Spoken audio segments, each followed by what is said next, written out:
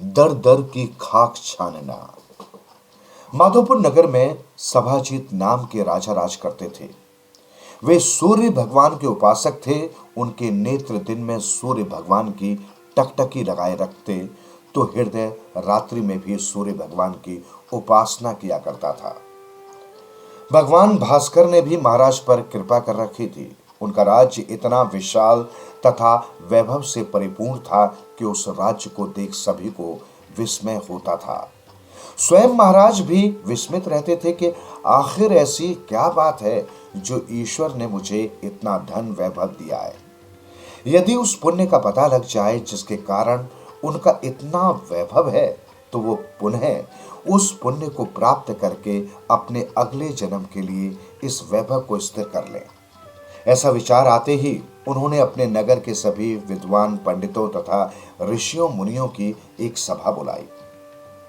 देश के कोने कोने से विद्वान पंडित संत महात्मा सभा में उपस्थित हुए। उनकी महारानी विमलावती ने भी इस अवसर का लाभ उठाया। उन्होंने महाराज से इस विषय में बात की। कहने लगी, नाथ, अगर आप आज्ञा दें तो मेरी भी इच्छा ये जानने की है कि मैंने ऐसा कौन सा पुण्य किया है जिसके फल स्वरूप इस जन्म में मैं आपकी पत्नी बनी। महाराज ने सभा को संबोधित करते हुए कहा, आदरणीय महर्षियों, मैं और मेरी पत्नी दोनों ही ये जानना चाहते हैं कि पिछले जन्म में हम लोग कौन थे और हमने ऐसे कौन से पुण्य किए थे जो हमें इतना वैभव तथा रूप, कांति आदि प्राप्त हुए। सभी महर्षियों में से महर्षि परावर्तन ने महाराज की कुंडली देखी और गणना करके बताना शुरू किया। राजन, पिछले जन्म में आप शूद्र थे और महारानी पिछले जन्म में भी आपकी ही पत्नी थी।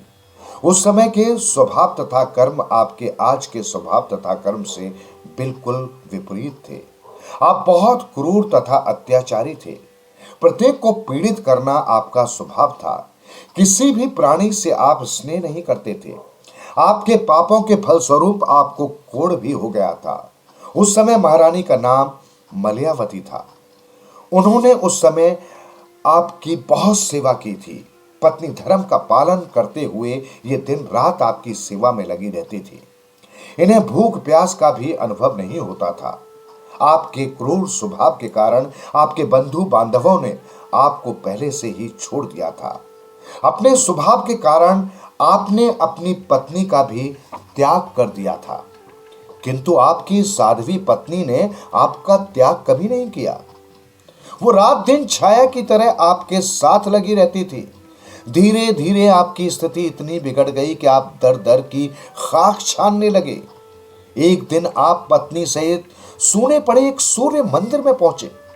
उस मंदिर की सफाई का कार्य किया तथा उसे अपना आश्रय बनाया। सूर्य मंदिर में जाकर रहने और वहां की सफाई करने के फलस्वरूप आपका कोढ़ ठीक होने लगा। उसके बाद तो आप दोनों ने अपना सारा जीवन सूर्य भगवान को अर्पित कर दिया। सूर्य देव की सेवा करने से आपके सारे पाप मिट गए। सेवा में आप दोनों को ऐसा आनंद मिलने लगा कि दिन रात का आभास भी नहीं रहता था। एक दिन सूर्य मंदिर का दीपक तेल न होने के कारण बुझ गया।